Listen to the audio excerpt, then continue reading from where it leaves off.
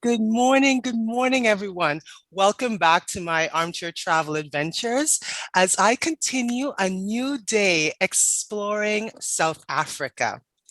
So today I went in search of some South African wines. I heard that they are world famous, and one label stopped me. It is the Frisky Zebra. And I thought, what a clever name and what a beautiful label.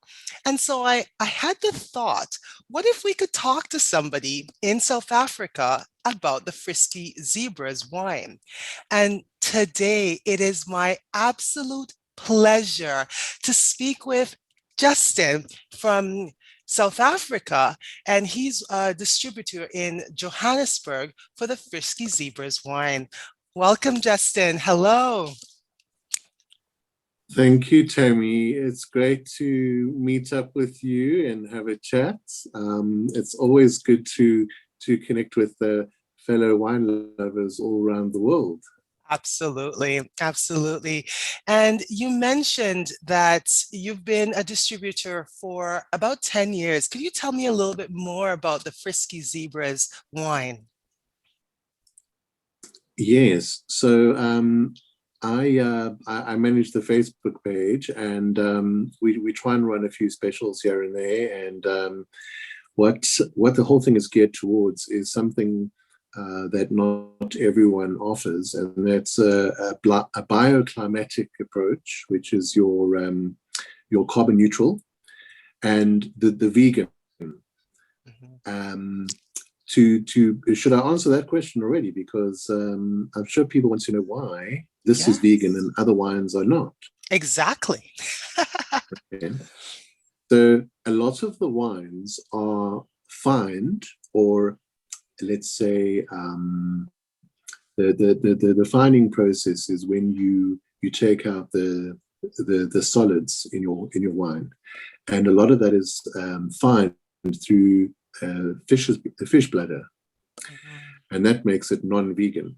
So this is done with stainless steel mesh and what have you, and that makes it a vegan wine, as well as the fact that there are no pesticides and no herbicides used on the farm and the surrounding areas up to 30 k's away in Stellenbosch in the Cape. Mhm. So that's the deal.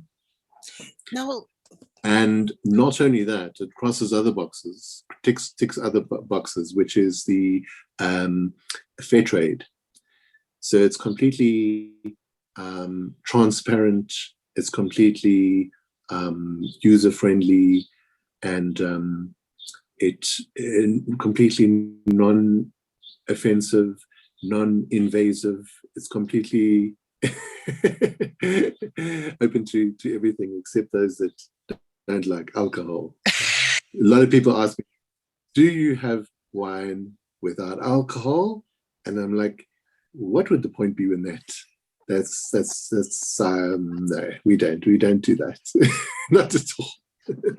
I know at the grocery store that you I used to pass the non-alcoholic wines and I thought it's okay, I'll just have some juice. Yes. Imagine that you make a lovely wine with alcohol, and then you put it through a alcoholizing process. No. Yeah. But Justin, you were sharing this amazing story about David Bate, who is the genius Yeah. behind Frisky Zebras. Could you share that story with us again, please? Yeah, sure. So it's David Bates, not as in the Bates Motel. Um, he he is a genius. He's a doctor of marketing, and he's also an international banker, but he doesn't like people to know that. He is an artist of note.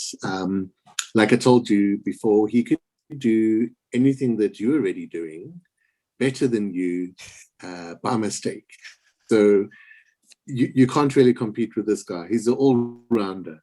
Yes. He flies to Cuba to make cigars, and then a couple of years ago, um, he thought, let me go to the Cape Wine Academy, study viniculture, and let me start making wine. And wow, what wines did he make? He made the Frisky Zebra label, which is under the world world of wines, international world of wines. Oh, look here, I've got the Sauvignon Blanc, or what's left of it anyway. What's left of it? Oh. And then also another one called Leopard Frog, and Leopard Frog is, I think, sort of on the back burner now. He made some exceptionally beautiful wines, and I was privy to drink every single one of the types of those. Not every single one of them, otherwise I wouldn't be here today. But yes. Justin, you and I are going to be great friends, because I would join you on that little adventure. Cheese and biscuits and some wine. How's that? Perfect. Here we go. So then, after that, it was just Frisky Zebra for the last 10 years, and I've been distributing this through a number of outlets, namely restaurants, but mostly private. So I've got about 700 private clients, yes, which I myself actually deliver the wine to at their homes or business. Oh, it's beautiful. I want to just show everyone the gorgeous label of the Frisky wine. No, this stopped me in my tracks. There are so many wines that you could choose from, and there has this Seductive Shiraz. That's the one that I have here, and it's such a great name. It's so fun and humorous and fresh. And could you tell us a little bit about the name, the Seductive Shiraz? How did he come up with this? Well, I'm not sure I even told you this, but David is actually Canadian. Oh, I didn't know that. Even better. Okay. And now winemaking is a French tradition to the most parts as far as South Africa is concerned. And David, being a French Canadian, has followed that tradition in winemaking. So this wine is made in French style. Now, the French style is perfumy and very restrained, as far as you have to kind of look for the flavors and nuances of the particular varietal. But it's also very varietal specific, which means if it's a Shiraz, you're going to find a little bit of white pepper.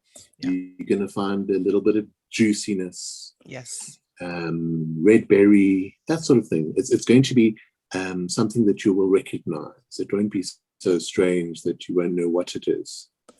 So, as you know, the French are very particular in things like food and wine. Absolutely. And, it's just got to be ever so. Otherwise, it's just not good enough, as you know. They're very particular. They're very snooty, So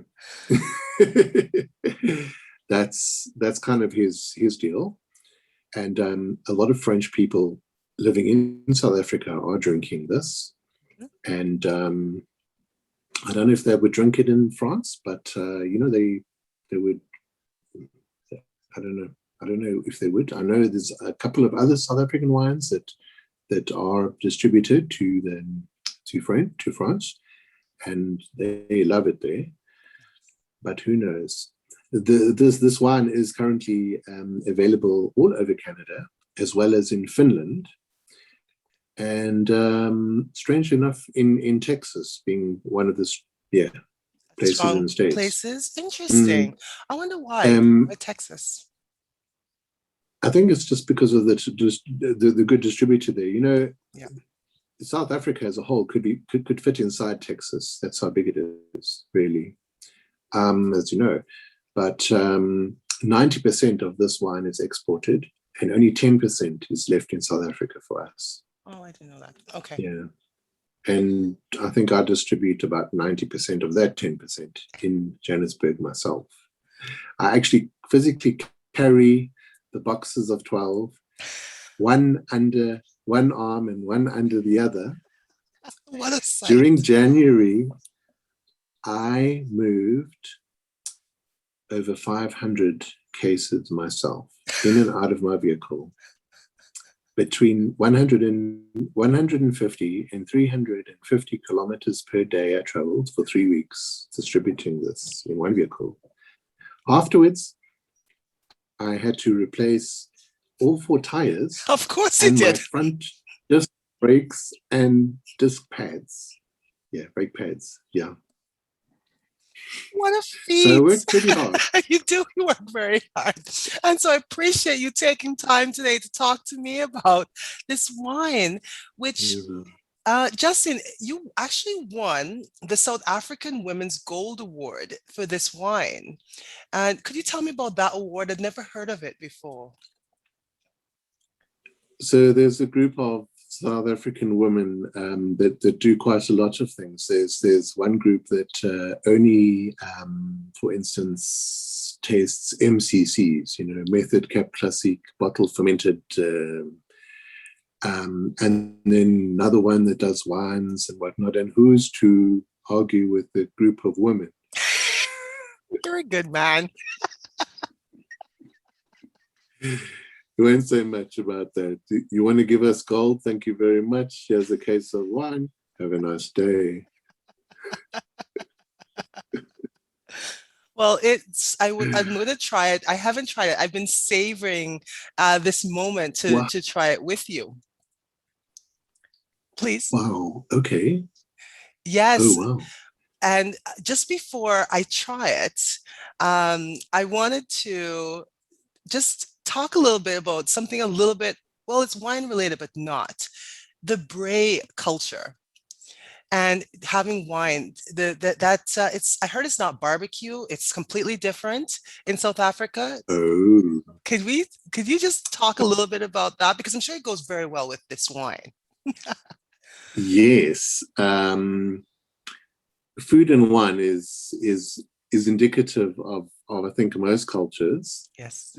I think in Italy they would give the children a little half a glass of wine each, and if you don't finish your wine, you don't get your dessert. And it's true. And if you look, you don't find many alcoholics in Italy, really.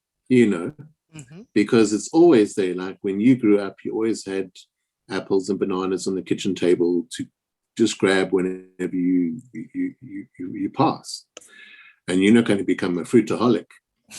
It's like that. And in South Africa, unfortunately, it's not. There's a large community that are alcoholics here, because I think it's always shunned upon, and there's all alcohol, and it might be that a lot of people, or that some people have obsessive compulsive behavior trends, and then you don't want them drinking alcohol. Of course. That's it's not about alcohol, it's about your personality. It can be a cultural thing, but we leave it at that. I enjoy my wine. I have a glass. Well, actually, between the girlfriend and myself. My fiance, by the way, we just got engaged. Oh, congratulations. Thank you. And well, we do a bottle every night. Whether it's mostly reds. Yes. And even during summer, which is predominantly white. Okay. But we enjoy mostly reds and all dry, nothing sweet. Those that drink sweet wines are, let me say, they're not the high class people. Oh, Justin. No, it's true. Unless, of course, you're drinking a fortified wine, a dessert wine. That's like an ice wine. Yes, or a port, Yeah. which we call here in South Africa, we call it a Cape vintage. Okay. A lovely, we have. So we drink dry, mostly all the time, and predominantly red. Occasionally we have a rosé, a dry rosé, and a lovely fruity, zesty white. Of course, which is your Frisky Zebra Sauvignon Blanc. I cannot wait to try. Um, but the culture of barbecue, which we call braai, Right. Braai, braai, Mhm. is mostly wood braai, sometimes charcoal. A gas braai is frowned upon because it's not exactly, traditional.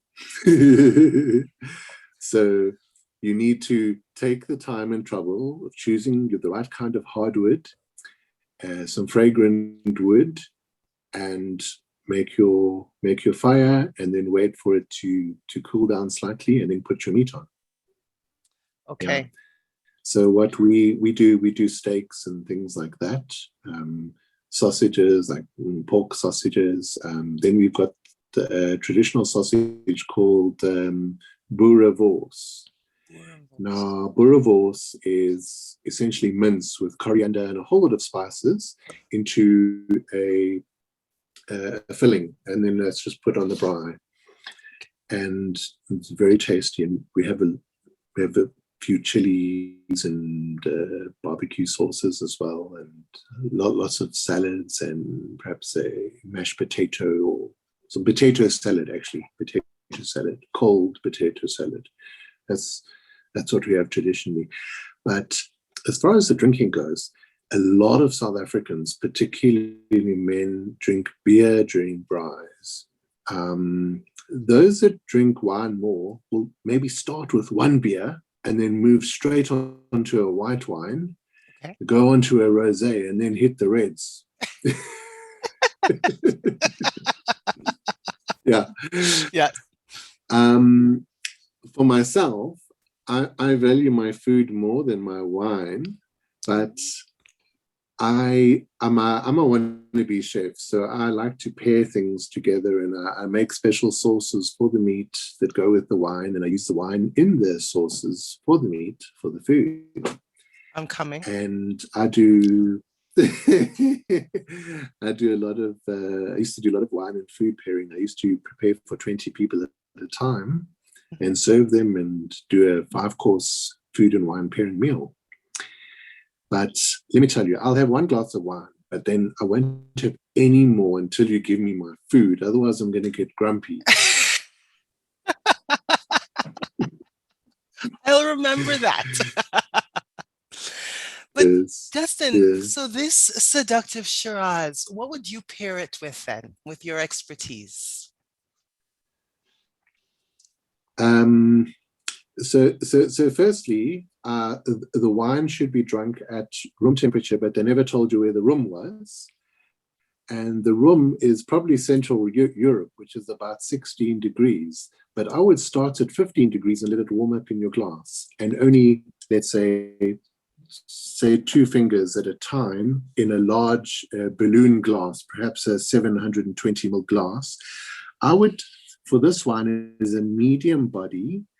It's juicy, as we discussed, and it's also perfumy.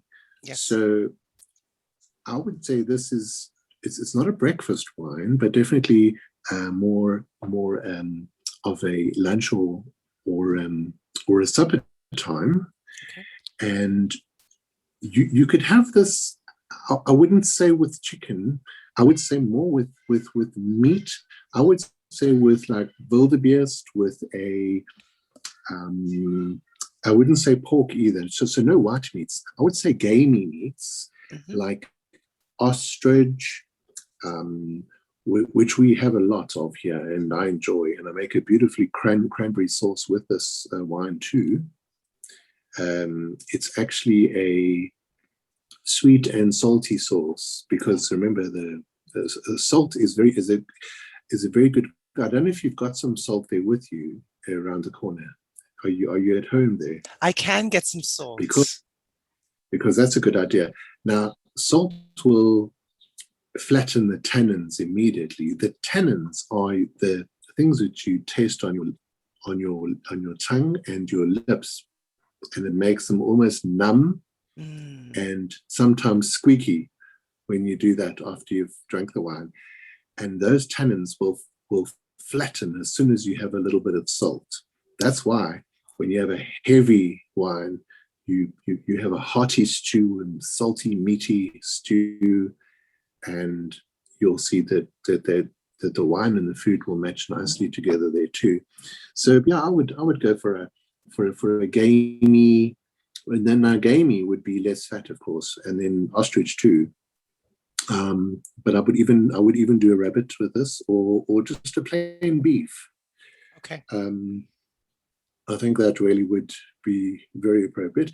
And coming to the label, which David designed himself, yes, gives a nice African appeal to overseas people. They like African stuff. Of course we do. I mean, I was in the time I was in Portugal. There was this guy from Senegal selling these giraffes and wooden things, and he's like, "You want to?" I said, "No, I'm from South Africa. We did lots there. Thank you very much."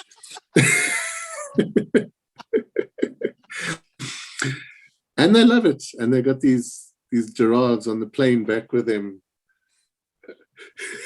You've seen Portugal, I know. I enjoyed Portugal as well, but I saw, especially there, and Rome. I saw that a lot in Rome as well. Oh, wow. Try the wine? Yes. I've got some here. So I've got a lovely big glass here. So do I. Oh, okay. Yours might be too long from top to bottom, but it hasn't got a bowl.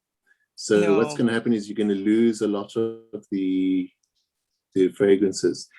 But nevertheless, we can always swill it around and see what we can get. Yes. Shall I get some salt? Yes, do that. All right. Yeah, let's get some salt here. Have you got that right there with you? I have an assistant, aka my spouse. Oh, fantastic. All right, so let's pour some of this wine. So just a little bit, just a splash, really. Yes, because it is still early for me. What's your time there? If you don't tell, I won't tell. About 9 o'clock. That's great. Mid morning. Lunchtime by you. So most people, yeah, will swill this nicely. Some will splash on their clothes or surrounds. But yeah, I'm just going to go into the video again there. I'm a little cut off. I think I'll just tilt this up a little bit so you can see. And put it closer to the. There we go. And then you put your nose straight in there. Oh, it's so perfumey. You can smell like the blackberries, and there must be a hint of vinegar, vanilla. Vanilla, and what I get is a little bit of a cassis, or even a little bit of tobacco, somewhat.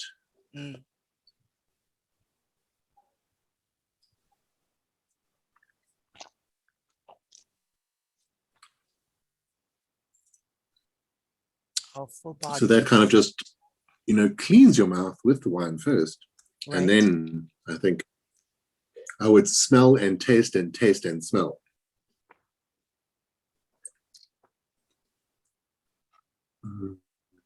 Yummy. So I always get a woody. You do. From the second French barrel full, 6 months. And those tannins would sort of surround envelop your whole mouth, and almost like a brandy, you would get that sort of linger in the back of your throat of the wine, and then on your lips a slight tannin, and your tongue with a little squeaky, almost like when you eat halloumi cheese, almost like a squeakiness on your teeth with your tongue. That those tannins. Yes. Now, if you look at the edge of your wine and you tilt it slightly, you'll see that it's very young, because although this is young, it's maybe 6 months old even. Right. You'll find that the darkness doesn't go right to the edge because it's so young, and it goes very light and then almost white at the very edge if you tilt your glass. You see, on a much older wine, it can be rusty and it can be solid until right on the edge, so that you can quickly tell the age of a wine. Okay, so this one, you could tell though, like you can tell that it is a newer wine when you're tasting it. A new old wine, yes, actually, yeah. It's almost a little bit medicinal in a way. And one of my fiance now and myself favorites. We actually take this to dinner with us a lot. Okay. And then at the restaurant we just pay a corkage. Okay. And it's better than buying one of the other wines, which are not as good, for double. No, but this is quite lovely. I'm going to try what do you call it? A bunny chow? Yes, a bunny chow, yes. That's a sort of a curried meat inside a half or quarter loaf bread. I think this might pair with that this week. Yes, it will. It can, because of the curry. Definitely. Yes. Well, I'll take one more sip for the road, Justin.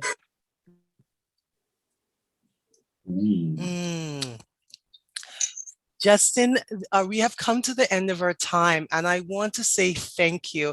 This has been very informative. You have such a great sense of humor and so knowledgeable. And I want to say I appreciate you spending this time with me to discuss wines, South African wines, and particularly the Frisky Zebra, what a beautiful label and a great story. And I feel good about drinking a vegan wine. And I hope everyone enjoyed today. Do you have any last words for us? Tammie, yes. I just hope that that people in Canada and Finland and Texas and South Africa will continue enjoying the wine, and I'm always happy to deliver something in Johannesburg. And if you know someone here, I can help them out too. And I wish them very well I wish you very well in Canada, and enjoy the wine. There's also the Sauvignon Blanc, as you know. As soon as we finish this one, when you do have your remember, don't wash your glass out with water. You contaminate it. Use the wine. Good tip. Well, everyone, thank you so much for joining me today. I appreciate it. Enjoy the rest of your day. And because Justin understands Afrikaans, we can say donkey. Goodbye. Thank you. Bye-bye. Till we see you again.